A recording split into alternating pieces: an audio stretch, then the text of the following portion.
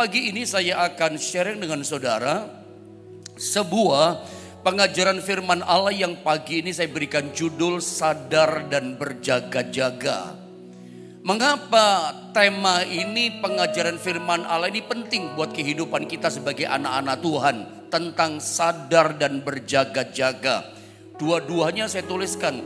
Kadang-kadang kita itu berjaga-jaga, saking berjaga-jaganya kita, fokus kita jadi salah. Makanya di depannya ada kata sadar, beware, sadar. Bentuk supaya kita hati-hati dalam berjaga-jaga. Supaya perhatian kita bukan pada musuh kita. Perhatian kita fokus berjaga bukan pada iblisnya, bukan pada pergumulan masalahnya, tapi fokus kita tetap pada Tuhan kita. Itu sebetulnya inti yang saya mau coba sampaikan sama saudara. Makanya menurut saya tema ini penting untuk kita mengerti, kita pahami. Supaya apa? Supaya kita jangan tergilas kalah oleh pergumulan kita. Supaya kita jangan dikalahkan oleh setan. Ketika kita hadapi kesulitan, ada kata sadar tapi ada kata berjaga. Dasarnya 1 Petrus pasal 5 ayat 8 saudara ya. Mari Bapak Ibu Saudara dikasih Tuhan, sama-sama kita akan baca ayat firman Allah ini. 1 Petrus 5 ayat 8. 1, 2, 3. Sadarlah dan berjaga-jagalah, lawanmu si iblis berjalan keliling sama seperti singa yang mengaum-ngaum dan mencari orang yang dapat ditelannya. Mari kita akan sama-sama belajar apa yang Tuhan inginkan di hati Tuhan yang terdalam buat setiap kita pagi ini lewat firman-Nya. Terutama lewat 1 Petrus pasal 5 ayat 8. Ayat yang barusan kita baca ini.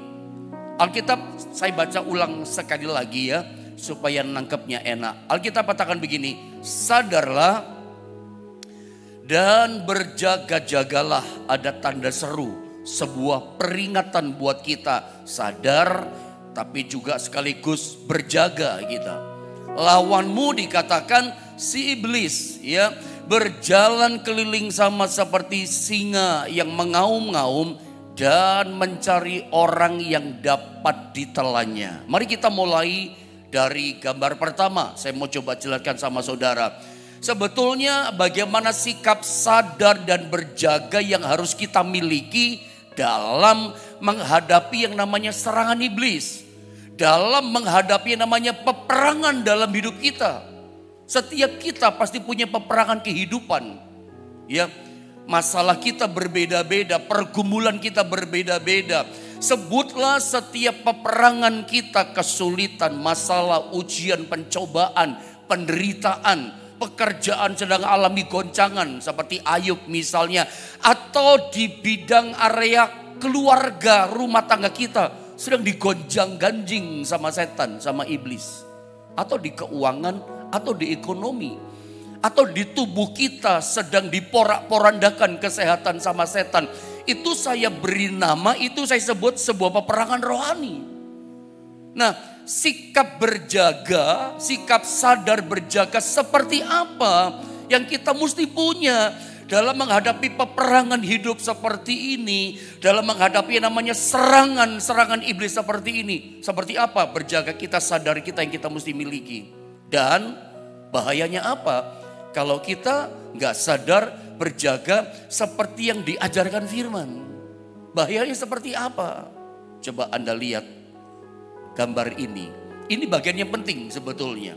Ini inti yang penting yang saya mau coba lepaskan lewat pengajaran firman Allah ini. Sebab begini, kalau sikap berjaga, ya waspada berjaga tadi, seharusnya tidak membuat fokus kita beralih dari Yesus, lalu ternyata beralih pada iblis. Karena jujur saja permisi bicara bukan bagaimana ya. Seringkali kalau kita membaca tentang ajaran-ajaran peperangan rohani, ajaran-ajaran bagaimana kita menang menghadapi pergumulan masalah kita.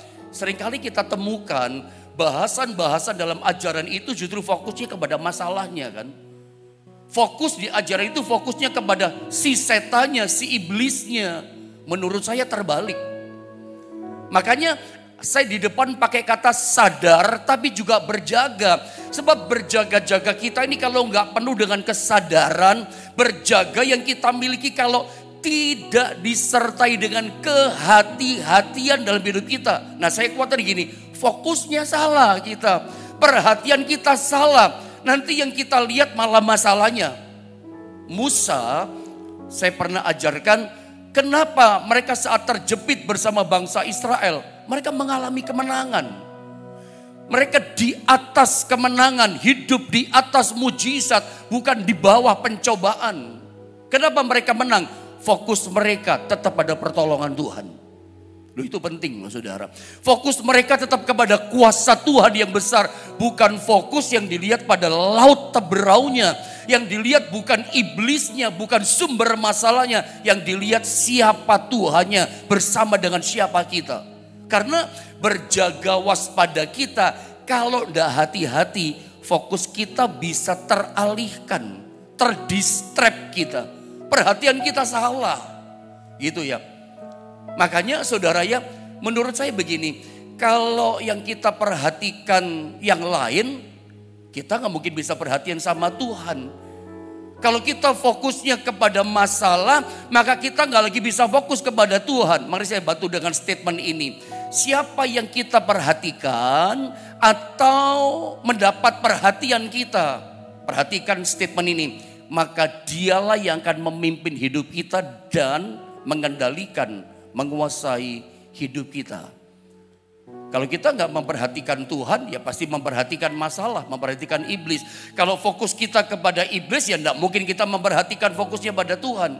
Pilih salah satu yang kita perhatikan, dia yang kendalikan hidup kita.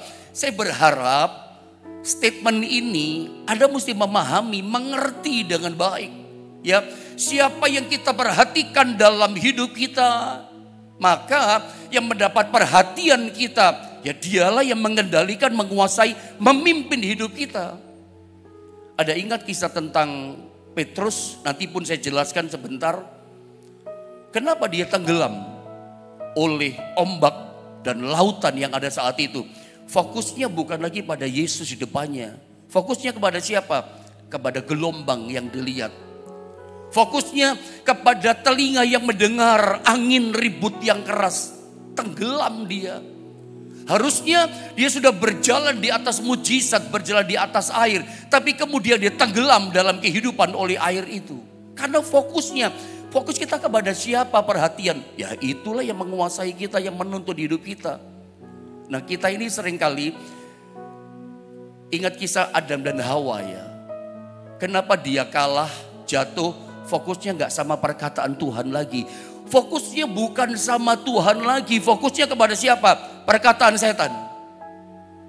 Dan biasanya kalau kita sudah fokusnya kepada setan, maka kita lupa sama keajaiban Tuhan, besarnya Tuhan. Yang kita perhatikan karya setan, perbuatan setan. Wih, setan hebat ya. Sepertinya kuasa Tuhan luntur dalam hidup kita. Disadari atau tidak, itu kadang kita alami. Saya mau tanya sama Anda, Bapak Ibu Saudara, termasuk teman-teman hamba Tuhan. Karena kita hamba Tuhan juga kan ngalami persoalan. Kita juga tempo-tempo hadapi peperangan rohani yang berat di medan hidup kita, di pelayanan. Pernah nggak kita tawar hati, teman-teman hamba Tuhan?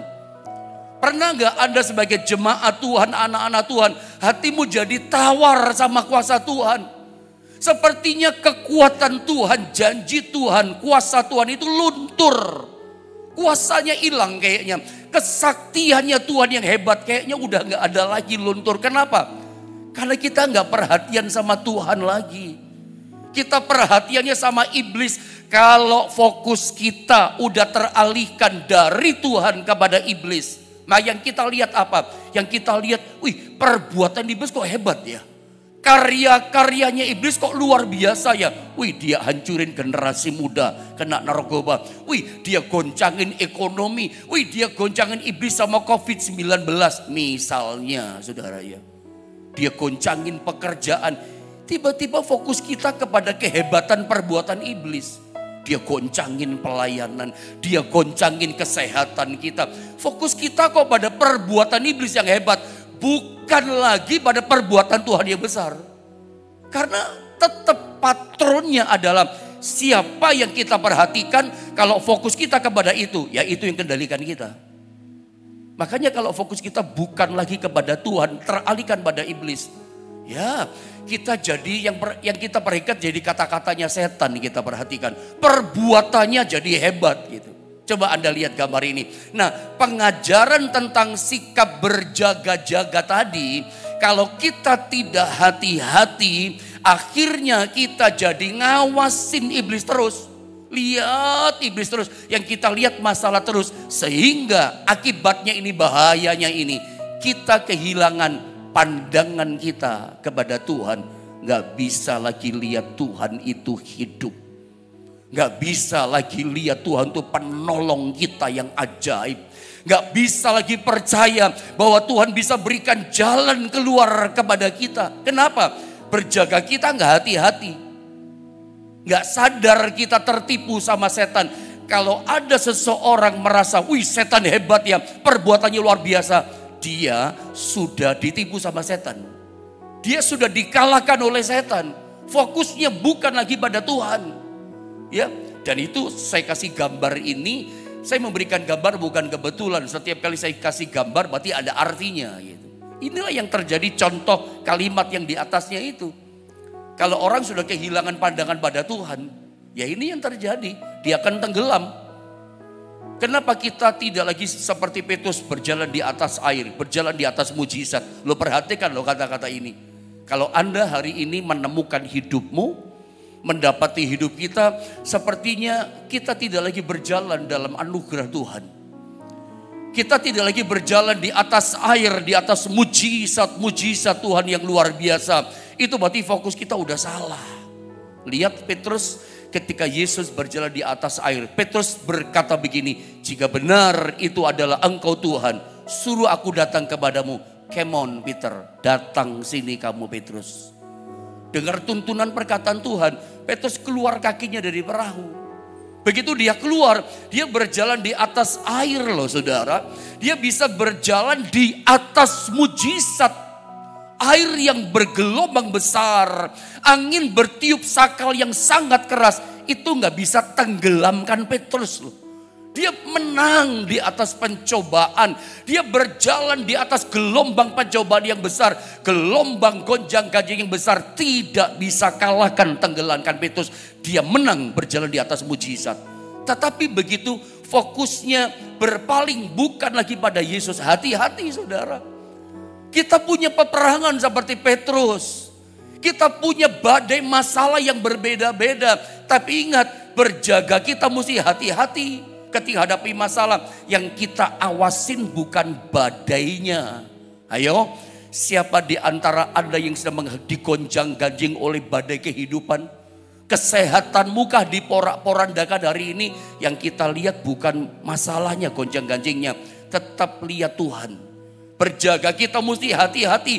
Bukan berjaga ngawasin badainya. Bukan ngawasin setan si iblisnya. Bukan ngawasi persoalan kita. Bukan ngawasi keterpurukan kita. Mungkin kita terpuruk. Mungkin kita tergoncang hari ini. Tapi tetap fokus kita. Aku punya Tuhan penolong yang hebat dan luar biasa. Sebab ketika fokusmu kepada badai, maka yang Anda lihat begini. Sepertinya perbuatan Tuhan itu luntur. Sepertinya kuasa Tuhan yang ajaib sudah gak ada lagi. Anda akan jadi tawar hati. Betul-betul nol. Ada kehilangan kekuatan kuasa Tuhan. Orang kalau sudah terintimidasi sama setan, kayak gini keadaannya saudara.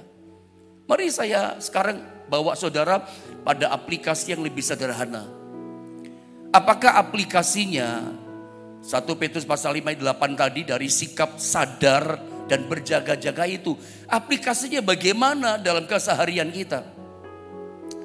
Sikap sadar berjaga itu begini, kita harus menutup setiap celah masuk dari musuh, itulah iblis, masuk dalam kehidupan kita. Jangan dibiarkan ada celah kisi sekecil apapun, lubang sekecil apapun untuk iblis bisa masuk. Ketika celah sedikit saja, Anda sedang kasih tempat untuk dia berpijak di situ.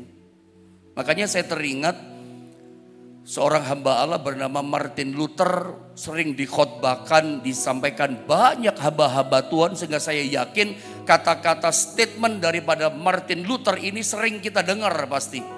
Walaupun Anda tidak tergembala langsung di GSPD Jombang, pasti Anda sering dengar kata-kata ini. Karena sering disampaikan banyak hamba Tuhan. Dan ini luar biasa. Perkataan statement daripada Martin Luther pernah berkata begini, kita tidak bisa melarang burung terbang di atas kepala kita, tetapi kita bisa melarang burung hinggap dan bersarang di kepala kita. Maksudnya apa pendeta? Maksudnya kita nggak bisa larang iblis menggoda kita. Ya iblis kerjaannya menggoda. Itu profesinya dia. Itu kerjaannya dia. Memang dia si penggoda. Sebetulnya di Alkitab itu banyak ya. Orang kemudian tergoda. Dan celah. Kenapa bisa tergoda? Ada pintu masuknya. Ada celah kecil. Dia masuk. Satu contoh ya. Israel di padang gurun. Tergoda ngomel, bersungut-sungut, setan masuk di situ. Fokusnya kepada padang gurunnya, bukan kepada Tuhannya. Selalu ada celah. Kita nggak bisa melarang iblis menggoda, godaan selalu ada tiap hari. Makanya bagaimana aplikasinya? Sadar berjaga, jangan kasih tempat sama dia. Lobang celah, kisi sekecil apapun untuk dia bisa masuk dan berpijak di pikiran, di hati kita. Lama-lama dia apa? Dia kendalikan kita, kuasai kita. Kenapa? Simpson itu hebat loh. Tidak ada orang bisa kalahkan Simpson di zaman masanya. Dia memerintah sebagai hakim, ditakuti, dihormati. Tapi dia punya celah masuk setan. Setan itu selalu gak bisa kalahkan langsung. Dia akan cari celah masuk lewat godaan. Lewat Delilah, lewat pelacur yang ada di Gaza. Kuat badan, moralnya jelek, masuk di situ. Israel gagal masuk tanah Kanaan, celahnya bersungut-sungut, dan masih banyak cerita yang lain. Ya, makanya kita belajar lewat ini, saudara ya. Coba saudara lihat gambar ini, Efesus pasal 4 ayat 27. Saya bacakan ya, ini aplikasi dari ayat yang coba, ayat menerangkan ayat begitu. Dan janganlah beri, nah ini maksud saya tadi, kesempatan kepada iblis. Ini aplikasinya. Jadi kalau Anda tanya pendeta, bagaimana sih aplikasinya dalam keseharian sadar dan berjaga-jaga, waspada itu kayak apa? Ya jangan beri kesempatan kepada iblis untuk masuk dalam hidup kita. Jangan kasih pijakan, jangan dikasih kesempatan tempat dalam hidup kita. Lobang-lobang tadi mesti ditutup celahnya. Yang kecil mesti ditutup. Jadi ini menarik. Efesus pasal 4 ini kan bicara peperangan rohani kan. Janganlah beri kesempatan pada iblis. Nah, garis bawahi, perhatikan kata kesempatan, saudara ya. Ternyata dalam terjemahan Amplified Bible, kata kesempatan disalin dengan kata room or foothold. Jangan kasih ruang, ruang. Jangan dikasih apa ya, foothold itu apa ya, tempat berpijak kan.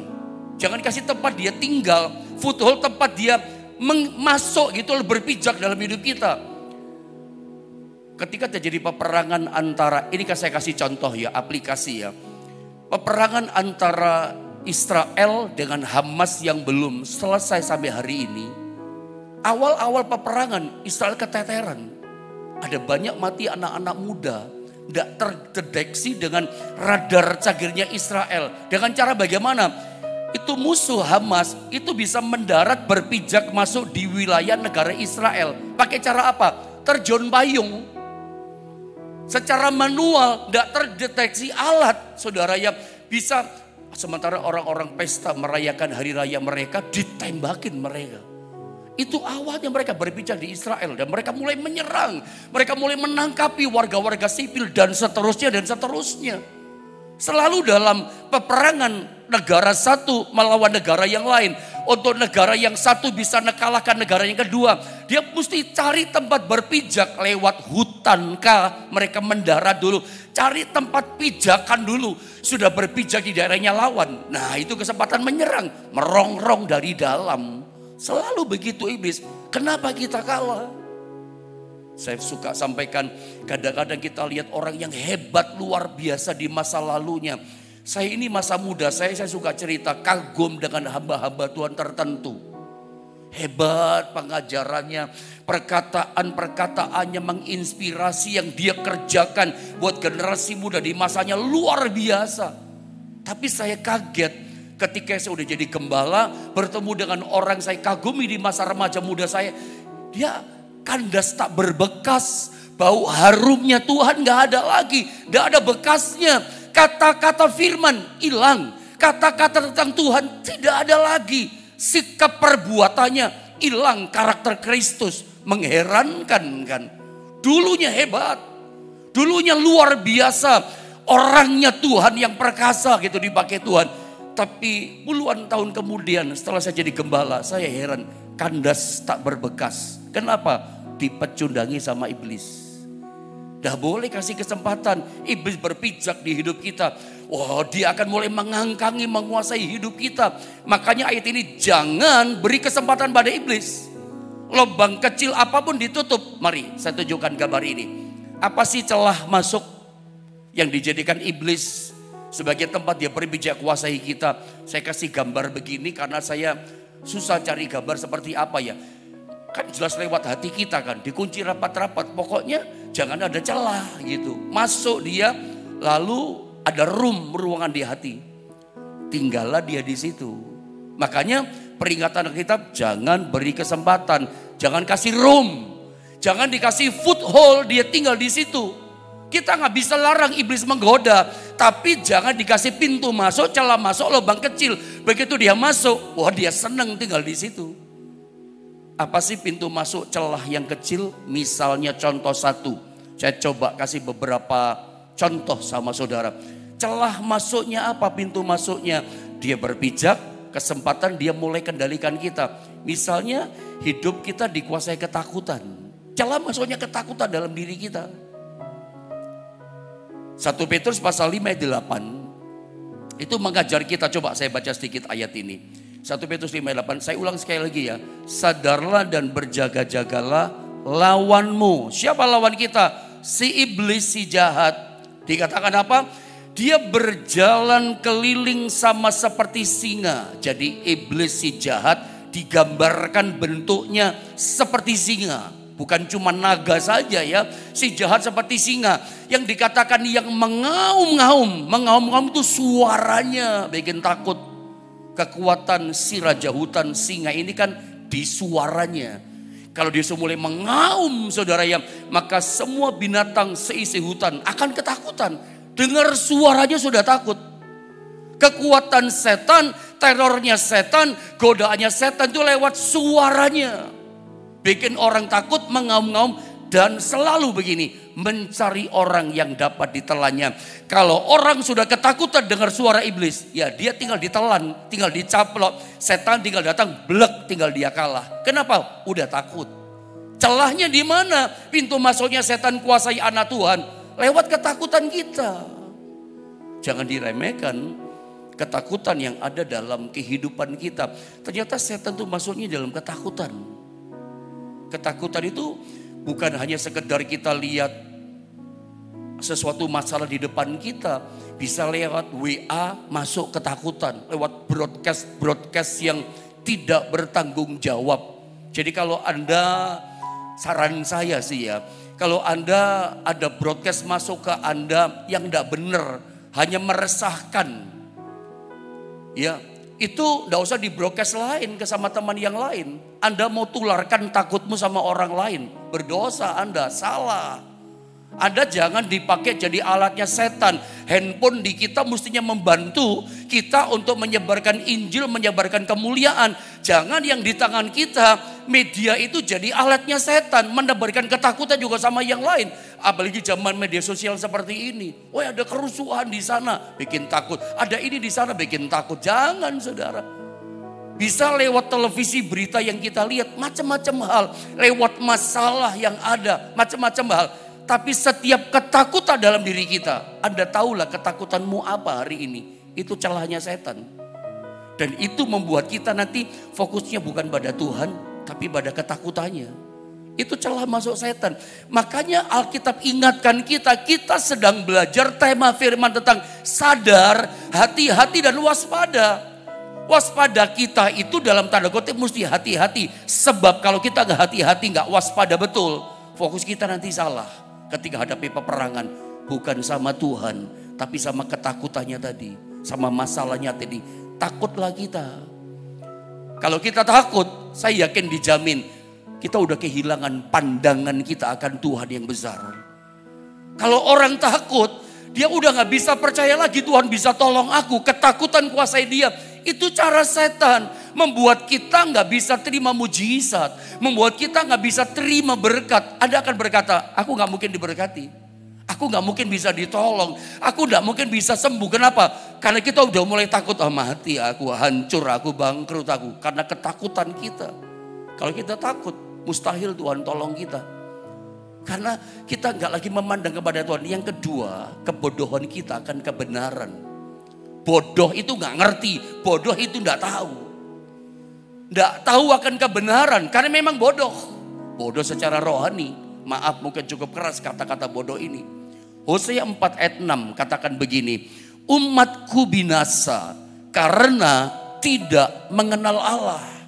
Terjemahan versi bahasa Inggris katakan, my people are destroyed for lack of knowledge. Umatku binasa karena kurangnya pengetahuan. Bukan ada pengetahuan, kurang pengetahuan. Kurang pengetahuan akan firman. Ya, kalau saya boleh katakan sama saudara, ternyata bertumbuh dalam pengetahuan itu juga ada pentingnya, bukan tidak. Saya suka mengajarkan, kita harus bertumbuh dalam pengenalan akan pribadi Tuhan. Tapi bukan berarti saya sedang berkata gak penting bertumbuh dalam pengetahuan. Memang kita mesti bisa bedakan. Ada banyak orang yang merasa, oh saya udah mengenal Tuhan, merasa bertumbuh dalam pengenalan. Padahal dia masih pada tahap bertumbuh pada pengetahuan. Tapi saya sedang tidak berkata gak penting loh pengetahuan firman. Makanya jadi anak Tuhan mesti tahu firman, tahu kebenaran.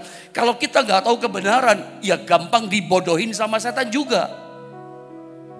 Kebodohan kita akan kebenaran Allah.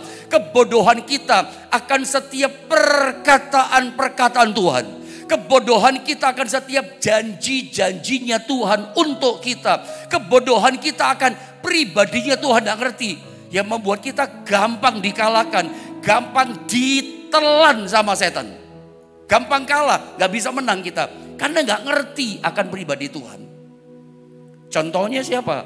Contohnya Hawa. Kejadian 3 ayat 1 sampai 3. Kalau saya baca ayat ini, coba perhatikan ya, sedikit saja saya baca ya. Nanti Anda lanjutkan ayatnya di rumah. Adapun ular ialah paling cerdik dari segala binatang di darat yang dijadikan oleh Tuhan Allah. Ular itu berkata kepada perempuan itu, tentulah Allah berfirman. Lihat ya, ular itu, iblis itu berkata kepada perempuan, dia mulai masuk, dia mulai menggoda, dia coba cek tes ombak. Ini ngerti kebenaran Tuhan atau enggak? Dia mulai coba tes di sini. Tentulah Allah berfirman, kata iblis, semua pohon dalam taman ini jangan kamu makan buahnya, bukan? Dia mulai tes masuk.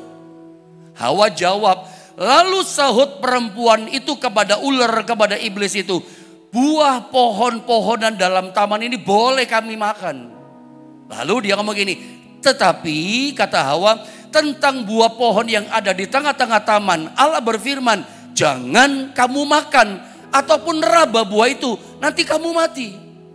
Kalau Anda perhatikan asli, originalnya perkataan Tuhan, Tuhan tidak pernah ngomong gini, Hawa, Adam, kalau kamu raba buah itu, kamu mati. Nggak ada kata-kata itu. Serius, originalnya perkataan Tuhan, tidak pernah Tuhan ngomong, Adam, Hawa, kamu raba buah itu mati. Yang Tuhan katakan cuma satu kalimat, kamu makan buah itu, kamu mati. Tidak ada kata raba-raba.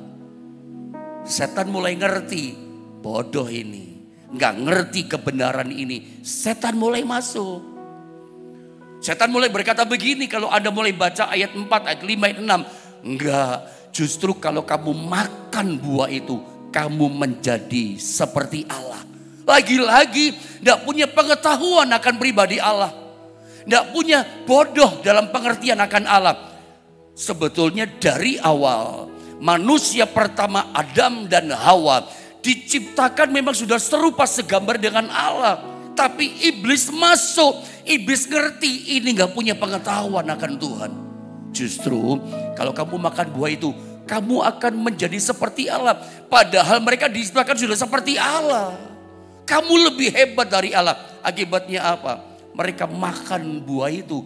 Hawa ambil, dia makan. Jatuh dalam dosa. Kalah. Yang diperhatikan siapa? Iblis, bukan lagi Tuhan. Mari perhatikan dalam setiap peperangan hidup kita. Jangan sampai kita terdistrap, teralihkan istilahnya. Bukan lagi pada Tuhan, tetapi kepada iblis. Selalu dia datang dengan godaan. Saya tidak tahu setiap pergumulan apa yang sedang Anda hadapi pagi ini. Tapi tetap fokus pada Tuhan. Ketika kita sedang sakit, ketika kita sedang jatuh ekonomi keuangan kita, ketika pelayanan pekerjaan Tuhan yang kita lihat sedang mengalami goncangan, selalu setan akan mulai masuk dalam godaan. Dia ingin hancurkan kita. Jangan kasih kesempatan. Jangan berikan dia ruang tempat untuk dia berpijak kuasai kita. Dengan cara apa? Ketakutan dalam diri kita. Aduh, Tuhan gak tolong aku, hancur deh aku. Atau jangan kasih kesempatan kita karena gini, kita bodoh tentang firman. Sebab itu mari kita terus bertumbuh dalam pengenalan akan Tuhan. Bertumbuh juga dalam pengetahuan akan firman. Yang ketiga, yang terakhir saja dengan cepat. Apa sih pintu masuknya? Celah kisi kecil dia bisa masuk. Dosa dan ketidaktaatan kita. Tahukah saudara, dosa itu menjadi pintu masuknya setan hancurkan kita. Saya ulang ya, ini sederhana. Kita ngerti tapi suka alpa, lalai. Kapan setan hancurkan kita? Masuk kuasai kita. Saat kita tidak taat kita bikin dosa. Karena Yohanes 5:14 katakan begini buat setiap kita. Kemudian Yesus bertemu dengan dia dalam bait Allah. Ini orang yang disembuhkan mengalami mujizat. Lalu berkata kepadanya, engkau telah sembuh dari lumpuhnya. Jangan berbuat dosa lagi. Udah sembuh, jangan bikin dosa lagi. Supaya apa tujuannya? Supaya kepadamu jangan terjadi yang lebih buruk. Oh, ini jelas warning, waspada, hati-hati. Ternyata kita udah ditolong Tuhan, udah dipulihkan, udah diberkati, puji Tuhan, hasil ketaatan. Tapi dengar baik, Tuhan ingatkan gini, jangan bikin dosa lagi ya, jangan taat lagi ya. Dosa kan pelanggaran akan hukum Allah. Dosa itu karena kita melanggar, gak taat sama firman Tuhan. Dan itu setan masuk, membuat apa akibatnya? Kehidupan kita lebih buruk. Hancur rumah tangganya, hancur pekerjaannya, hancur kesehatannya, hancur semua kehidupan kita. Setan mulai menggonjang kancing kita. Makanya ini peringatan buat kita. Ya, ada celah yang ketiga yang kita mesti perhatikan. Warning keras buat kita. Apa sih celah setan bisa masuk? Dosa dan ketidaktaatan kita.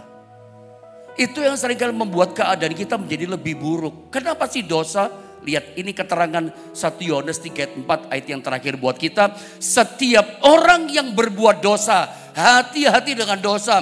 Karena setiap kali kita bikin dosa, itu melanggar juga hukum Allah. Sebab dosa ialah pelanggaran hukum Allah.